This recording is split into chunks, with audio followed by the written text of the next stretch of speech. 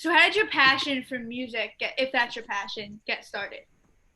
Most definitely is my passion. I could tell you it's not my recruiting job that I just started. But yeah, it's I mean, music in general has always been part of my life. I was raised on like classic rock all growing up. My dad played guitar, plays guitar, and my brother guitar, bass, and piano. My mom used to do music stuff. I think she played like violin or something like that. And yeah, we just are really avid listeners, like constantly, blasting music in the house all through growing up. I went to tons of Pink Floyd, all kinds of stuff in like middle school. And then I'd say around like sixth grade, I started listening to some like early electronic stuff. I mean, early for myself, most other kids around me were listening to like the mainstream radio, everything like that. A lot of the rap stuff they're getting into, which I appreciated everything. I love all types of music. I'm not the biggest country fan, I'm not going to lie to you, but I've learned to tolerate it since being in Florida for 5 years. Um, and yeah, I just kind of dove into the whole electronic scene around then, like sixth, seventh grade. Really was just like fascinated with Avicii, Swedish House Mafia, Alesso, Afrojack, like all these huge mainstream names that mainstream in a good way. They're very popular and they're in the positions of being high up in the industry for a reason. They're legendary acts and they command a lot of respect for sure. But yeah, over time, I kind of strayed further from that kind of stuff, started getting into more like the bass music scene, trap music when it was, really big in like 2014, 2013, 14, 2014. And then maybe more like tech house, like club style music, especially as I was, getting to the age where I was going to shows. I went to my first show. By show I mean concert. A lot of electronic people refer to concerts as shows, and not so much like raves, because the rave scene was like the 90s, like warehouses and stuff like that. These are ticketed events, at real venues, stuff like that. All the ones that in Philly, I'm not sure if you guys, well, it's not the Electric Factory anymore, but it was the Electric Factory. Yeah, And it's like the Franklin yeah, Institute, right now. yeah, right, something like that. And then there's down, that was in Philly, and Soundgarden Hall, which no longer exists anymore either. I think it's the Ave, I'm pretty sure now. Um, and so I was going to tons of shows in like ninth, 10th grade. I was actually sneaking in before I was 18, and had kind of like a hookup there with people I knew to get me in. And yeah, my first show actually before any of that was Swedish House Mafia at Madison Square Garden. And that was like, going straight to like the top of it. Pretty much doesn't get any better than that, like production performance wise. It was an absolutely legendary show. This, if you're not familiar with Swedish House Mafia, they're pretty much one of the biggest names of all time in electronic music. They had like one final tour, and that was the third to last stop on the tour. It was Madison Square Garden, then Barclays Center in Brooklyn, and then Ultra Music Festival. Um, and they, funny story, they actually wound up doing like a 5-year reunion, and I was at the Ultra Music Festival set where they did that. So it was like I saw one of their last sets and then their only reunion set, which was very cool. Um, but yeah, as I got into, sorry if I'm taking a long time explaining this, it's not an easy thing for me to do. Um, so as I kind of got into more like the heavy stuff, the more underground scene, a lot of like, I tend to focus on the more smaller names, people that, like artists that most people don't know about or care to listen to or anything like that. They just, aren't familiar with that kind of those genres or that style.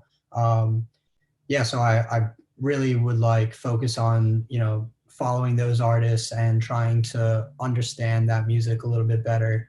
Um, and yeah, after I think it was eighth grade, there was a party or something in 8th grade, and I saw an older kid who went to East actually, who DJ'd, and I was like so interested in it, and so I asked him, hey man, like what do I do to like get into this kind of stuff? He gave me a recommendation, and I wound up purchasing my first like DJ control. You know, that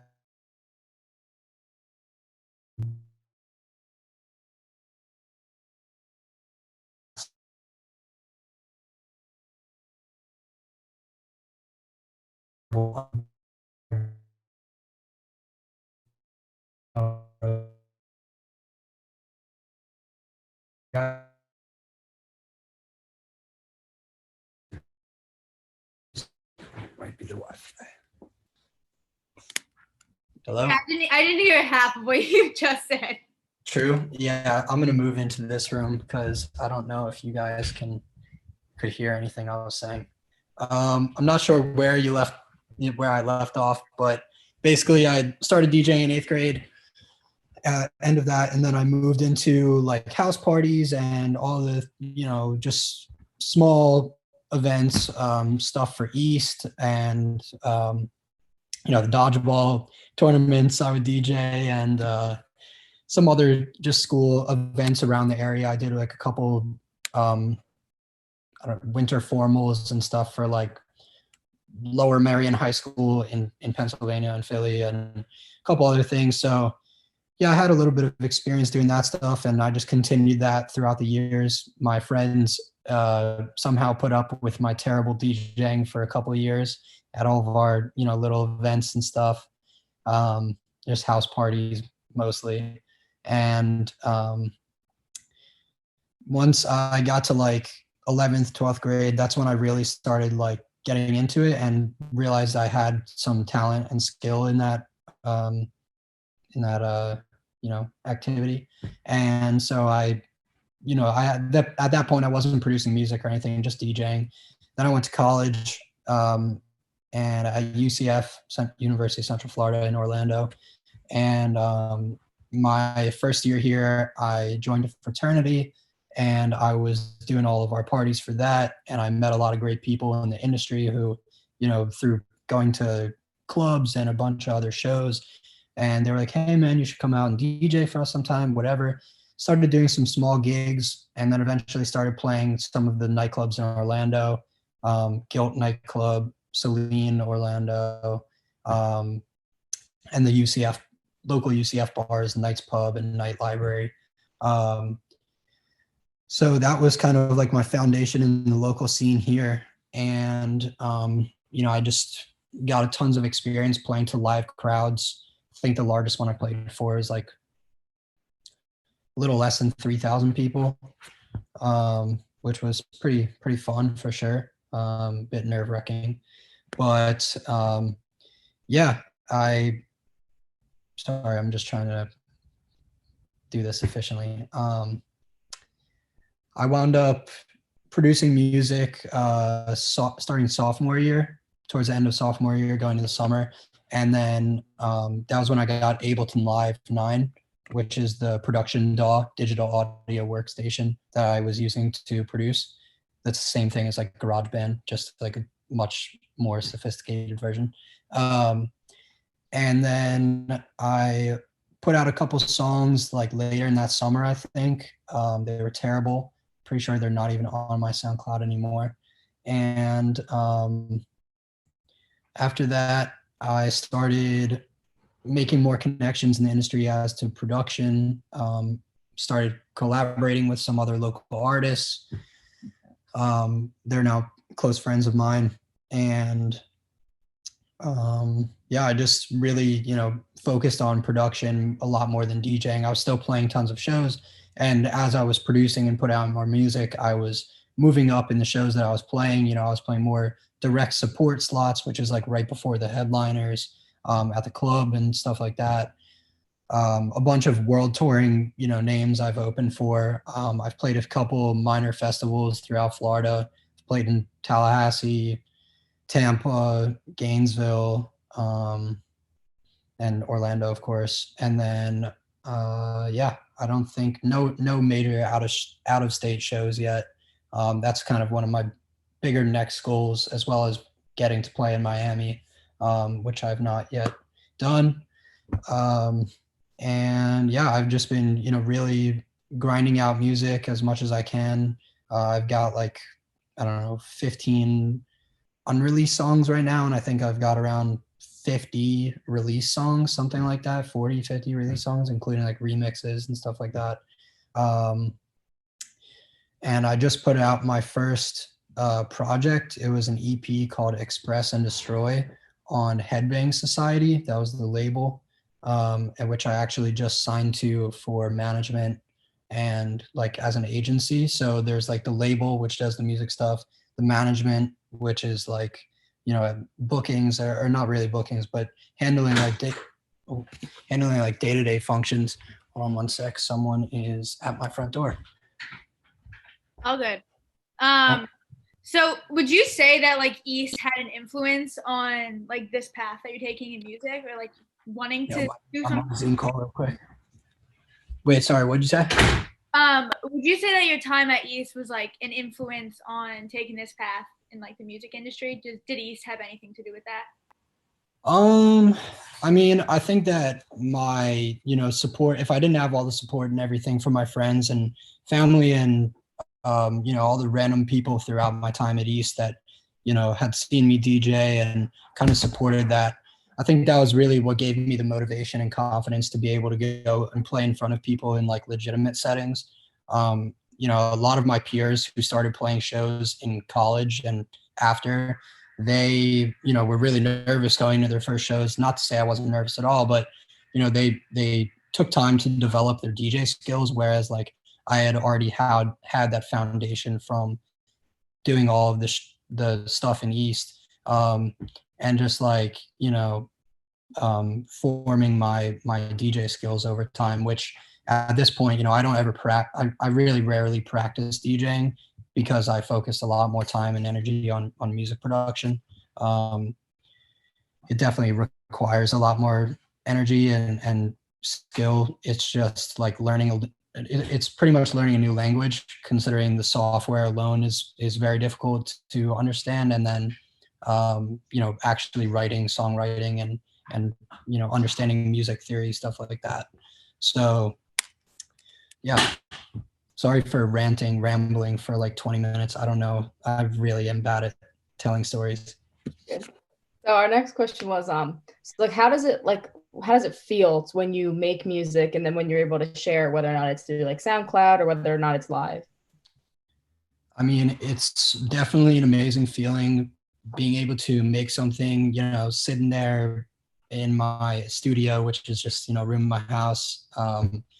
I, sit there for hours and hours listening to 4-bar loops for, countless time, and just, almost get sick of the song by the time I'm done making it. Not actually, I love pretty much everything I make. But when I get to the point of playing it live and I think that it's ready, all the mix and master and everything like that, it's been heard by a couple of my peers. I've gotten feedback the same way, writing stuff, editors, revisions, stuff like that. And then once I have like the final version, I'll go and test it live. And I mean, there's no better feeling than seeing a crowd of, a couple hundred people react to the song that you spent hours and hours making, and, getting that genuine reaction of, like hearing the crowd scream or dancing, headbanging, whatever it may be. I really make all types of music. I wouldn't say that I, confine myself to one genre at this point. So it's, interesting playing a house song in the club setting versus like a dubstep song to like a really small dive bar with like 50 people. But, you might get a better reaction out of the 50 people than like the nightclub where most people are there to drink and socialize versus listening to the music. So, yeah, I think that answers that. And then, so how does music speak to you, and what impact has it had on your life? And like going along with that, do you think it's important for other people to find music that speaks to them? I mean, it honestly baffles me when people tell me that they're just not music people and they just don't listen to music. I'm like, how do you go about life without music? It just doesn't make sense. And yeah, I mean, I definitely think that like music is, you know, it triggers certain emotions, it triggers memories. There's, you know, songs that I love that are attached to very specific times. You know, as soon as I hear the first couple notes, I'll immediately be brought back to this specific period of time or an event, something like that that happened. You know, happy, sad, angry, whatever it is, there's some kind of emotion attached to the music. And vice versa, the other way would be, you know, the artist's intentions of music. You know, if they want that song to be real mean and angry, gritty, aggressive dubstep, and they want you to, you know, just absolutely rage and whatever, or like a really chill house song, you know, just super deep, pleasing vocals, it almost puts you to sleep, it relaxes you, you know, that kind of stuff can really ease anxiety and stress. And you know, even the hard stuff too, a lot of people have that as like an emotional outlet to, you know, I find myself in the gym or you know, just on a walk, anything like that, you know, where I can almost just ease the stress in my life by just listening to these songs. And you know, I think there's a mood for everything. There's a, you know, certain genres work well in certain settings, and yeah, it's just kind of like personal preference too. So next we wanted to ask you, what advice would you give current students, people who are still in high school, about like how to make it into this industry and like why following their passion is important? I think that anyone who's trying to go into music, like who's even thinking about it right now, I mean, currently you have to think about the COVID situation. So, you know, pretty much everything, I mean, I don't know how it still is up there, honestly, but down here it's a little bit different. But in general, most places are still closed. Shows aren't really happening. So like the live scene, you know, the primary source of revenue in the industry is just non-existent. And so they're having to come up with all types of new ways to generate revenue and get, you know, keep people in their jobs. And, you know, tons of people have lost their jobs or are doing different things now, picking up new skills, whatever it may be, to stay involved in the industry, which I think is, you know, unfortunate, but it's also very interesting to see people, you know, kind of try out different things that they weren't used to.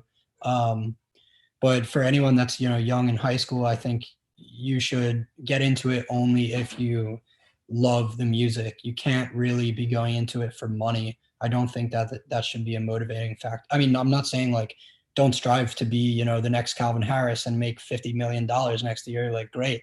But, you know, it's very hard to make a sustainable living as a musician in any genre. I'm not even just speaking about electronic music as a DJ, anything like that. You could be a guitarist, singer, songwriter, a drummer, whatever it may be.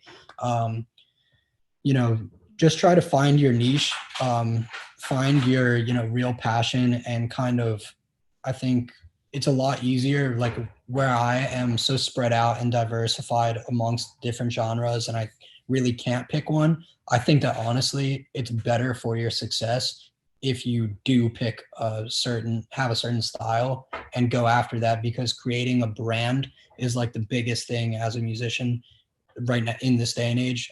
You know, before social media and all the online stuff, whatever, it really wasn't a huge deal, but it was just all about the music. But now, you know, literally 50% of it is like the social media, the marketing, the branding. And by branding, you know, literal visual imagery, the logos, the cover arts. You know, there's so much more to it than just the music itself. Not to say that the music isn't the most important part, because it always will be to me, but to a lot of other people, especially the mainstream, you know, just the average consumers, you know, most people are looking for those other factors which draw them in and create that interest and create a fan base. So, you know, from an early start, try to think about those types of things. You know, if you have a name, a nickname, my family nickname was Tink. My last name's unfortunately Tinkelman. So I stuck with that nickname and kind of just ran with it, over the next couple of years, or the last few years. But over the next couple of years, I'm going to keep trying to create this visual theme or brand around it. But if I'm not able to really successfully do that, I'll probably have to rebrand into something more marketable, which, I will have to come up with at some point in time. Or I will make it as Tink, and that'll forever be my moniker. So you already gave us a little bit of a picture, but where do you see yourself in like 10 years? What do you want to be doing? Well, I will either be working a 9 to 5 and doing what I'm currently doing. I just started, I'm almost kind of joking here, but hopefully I'm not in that position. Not that 9 to 5 is bad, but it's just not the life for me. I want to break out of that, kind of structure and do things on my own. I want to make sure that, I'm pursuing my passion as best I can over the next couple of years. I'm not planning on putting it aside or giving up or making it my plan B. It's still plan A. I would love to do music for a living, in any way, whether I'm producing for, movie or TV stuff, or writing for other people, helping major songwriters, in a collaborative environment, or, as a touring artist, DJ, performer, producer. That would be obviously the best thing, best case scenario. But honestly, there's so much uncertainty in the music industry right now, and it's been it's been kind of discouraging just seeing, how hard it is to make it, and by make it, I mean like being able to sustain a living. You have to think about financially providing for a family. You can't do that with, a small following on SoundCloud. It's just not going to happen. So, yeah, it's really just going to be whether or not I'm able to provide through streaming revenue and touring and building my name over the next couple of years. But 10 years is a long way away. I really have no idea as to where I'll be exactly. But yeah, that's the best answer I have for you. So before we finish, we kind of have like a cool idea / experiment, whatever you want to consider it. Do you think you could play us one of your favorite songs of yours and kind of walk us through the thought process and the creation of it? My favorite, or like what song you made? Oh, okay. Yeah. I was saying like my own. Okay, yeah. Yeah, the favorite, your favorite. Yeah. No, I got you. Sorry. Yeah, I'm not sure. Can you guys hear if I play like? Can you hear this? Yeah. All right. Cool. So, yeah, I honestly don't know if I have an exact favorite. I mean, it's hard to say, but maybe just like a standout. Yeah, I'll just do something. So there's 3 songs on my EP: Vibrate, Count That, and World Ender. I'd say that either Vibrate or Count That is probably my biggest song right now. I'll just play you. I'll play you. I don't know. Vibrate, sure. So what do you want me to do? Walk you through the production of it, or? Process. Process. Yeah. So honestly, a lot of the songs I make, like this project wasn't like meant to be a really cohesive like storytelling project, anything like that. It's just 3 bangers that I made in different styles. Like this one, Vibrate, is more of like this deep bass, like low frequency, almost trap dubstep hybrid. It's got a lot of like hard hitting hip hop percussion, which that's kind of the style I was going for, while incorporating the heavy like bass sound design.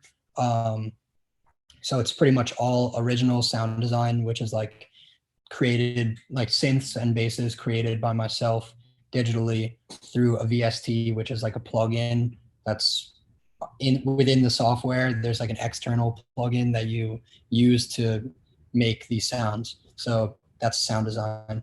And yeah, I pride myself on spending a lot of time on that. And my songwriting skills are just kind of developing over the last like year, really. I had no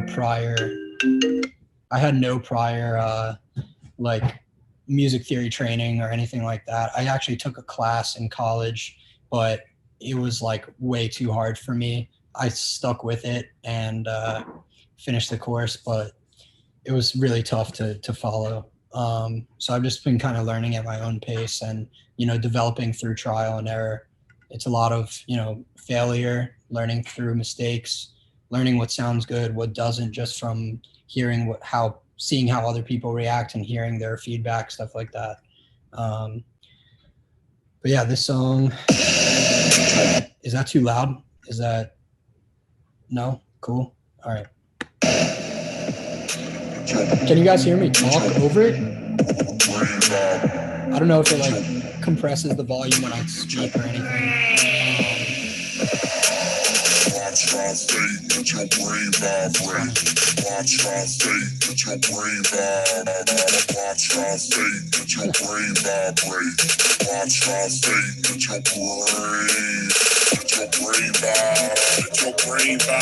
So like right before that was like the whole intro, everything like that. I kind of introduced the vocals, the rap trap style of the beat, and then it goes into this build up here with the snare, kind of just rising, a classic build up style.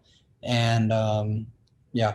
It's your brain vibe. It's your brain vibe. It's your brain. It's your brain. It's your brain. It's your brain.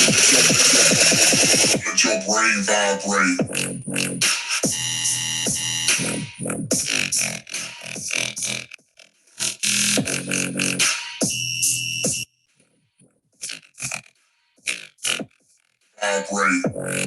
So that's the drop. I cut it, but yeah, I can keep playing it if you guys want to hear. But basically, that's the idea. It kind of goes from this just dark, hip hop vibe into some really heavy, low frequency stuff. So it kind of slows down. It's a little bit similar in the second drop.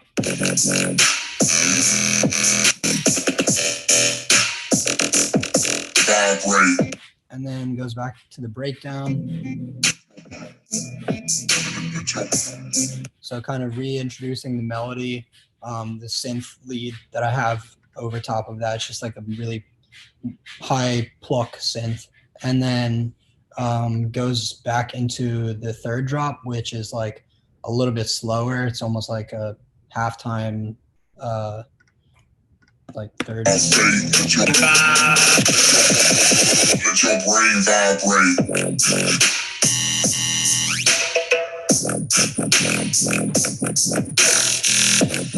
you can tell it's like just a little bit slower there, kind of giving it some variation throughout the song and, keeping it interesting while maintaining the, same idea and, same sounds throughout. I don't know if that was a, coherent explanation, but I did my best without getting too technical. That was really dope. I really liked it. Like, would you say EDM music or electric music is hard to make different from one another? Do you know what I mean? Like, if you have like 50 songs, would you say it's difficult to make the beat drop and like the vibes different?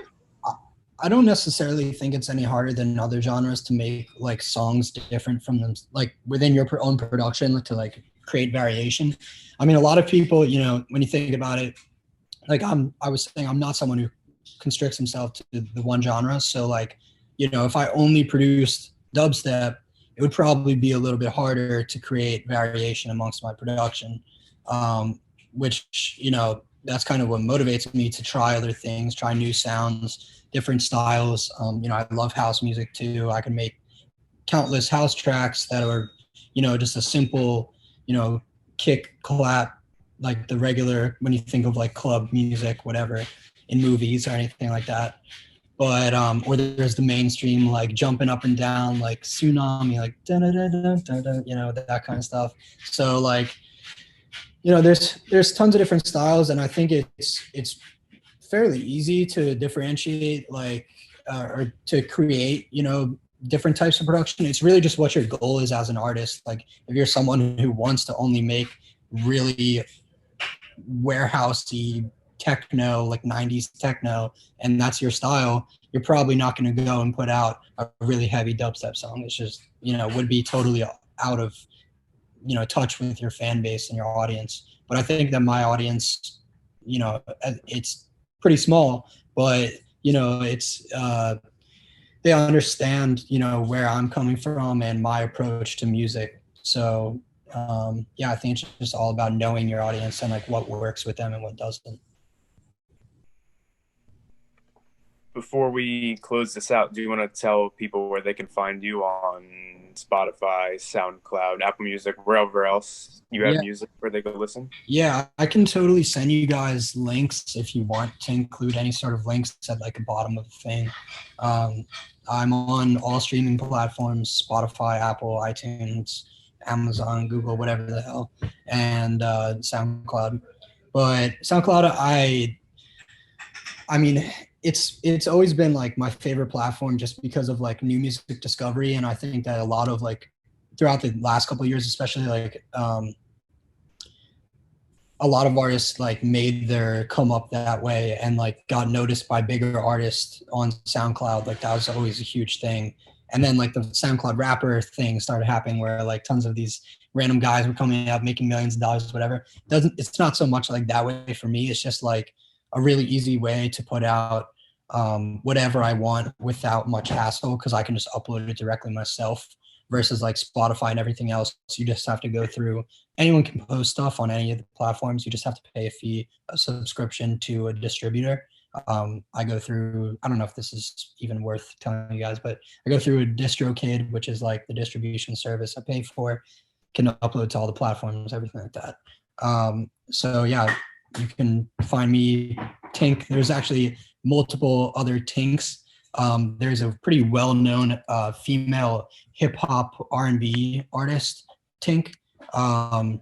You can differentiate to find me by putting in all caps, Tink, and it should come up that way. You can usually, you know, if you know my face, you can see my artist profile picture on the, you know, thing. And yeah, I have Facebook, Twitter, Instagram.